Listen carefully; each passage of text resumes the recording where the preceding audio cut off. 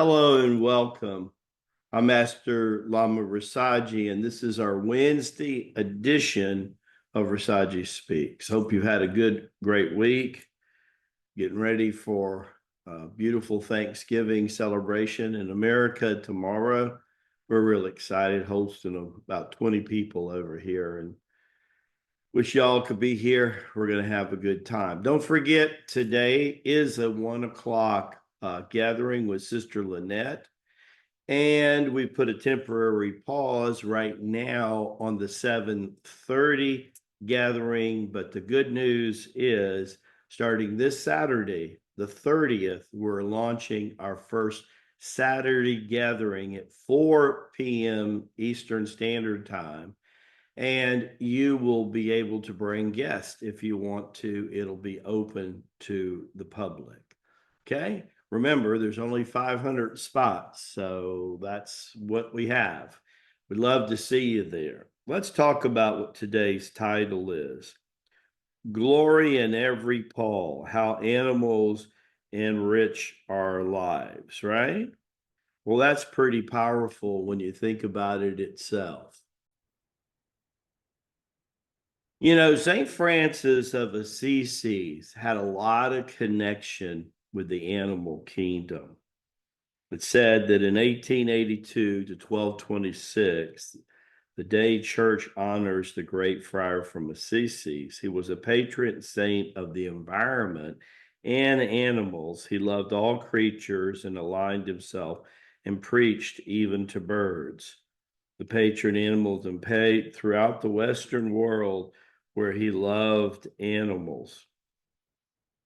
And I remember too that the first time I met Boganathar was in 1975, and that was in Washington Square, close to the Soho district in Manhattan. And that's where I trained with him for the better part of about 3 years before I went to Tibet. And I remember the first time I saw him, that he was sitting down and there were pigeons around him and literally even squirrels. And I thought, well, that's really unusual. There's not a lot of trees there. You had to go uptown closer to Central Park to find squirrels. What were squirrels? How did they know? As if he was sending out a GPS signal to the animal kingdom. As I walked around, I just imagined that he had like bird seed or something. And it did. I remember the passage in scripture where it says, I have food to eat that you know not of. He's raised himself up, come over to me, grab my arm. Rasaji, what took you so long? I felt then the balance between an enormous feeling of power, like you would feel in the presence of a being like Hanuman. But I felt the peace of what I would imagine being around St. Francis was. And I noticed the animal kingdom felt that peace too. And that's why they came to him and surrounded him. Later, working with him for several years, 3 to 4 years in New York, and a better part of 3 years in Tibet, where I had a chance to have this one-on-one training for a better part of 70 years with Master Bo Yang, who is the incarnation of the Buddha and Lahir Mahasaya of the Kriya Yoga movement.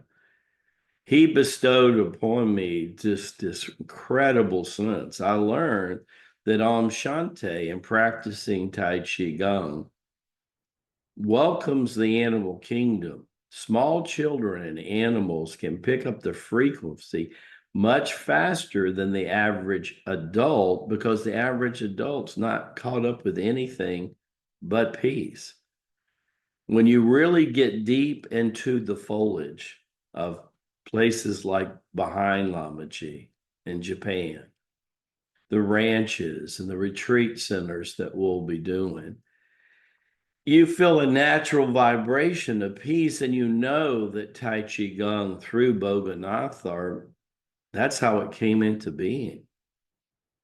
And you understand that they don't have the rational blockage, young children, in the animal kingdom, in the plant kingdom, they yield to that peaceful vibration.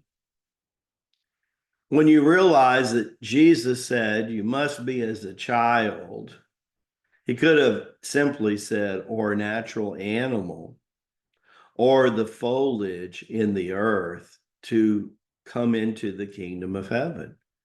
You know, after you spend any time doing our Tai Chi Gung in nature, that's why all the avatars, before they start their ministry, and when they want to renew their energy, where they go? They go back to the Divine Mother, and she manifests so strongly in nature. Give power to peace. Give power to peace. Give power to peace. Om Shanti, Om Shanti. Or in Hebrew, Om Shalom. Om Shalom. Om Shalom. I'm thankful that tomorrow is a celebration of Thanksgiving. It's why 20 years ago, my wife and me got married on the eve, Thanksgiving Eve.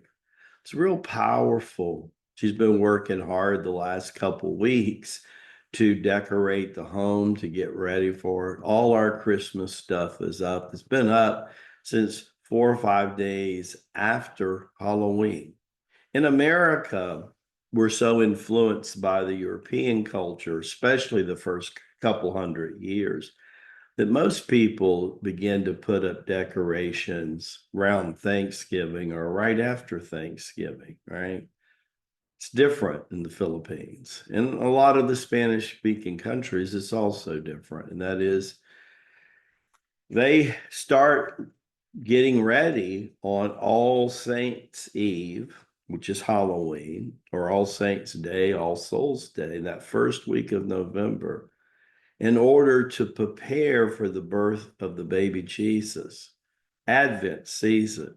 They like to have a good 30 days of preparation and reverence to his birth. That's why they do that. A lot of people don't know that.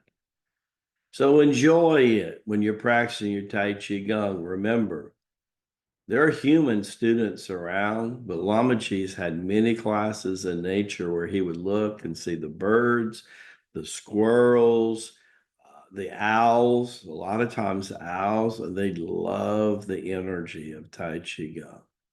Don't overeat tomorrow, and we will be back on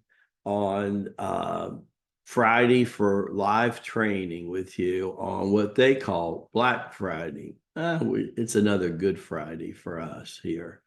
Don't forget Sister Lynette this afternoon. Let her know I said hello.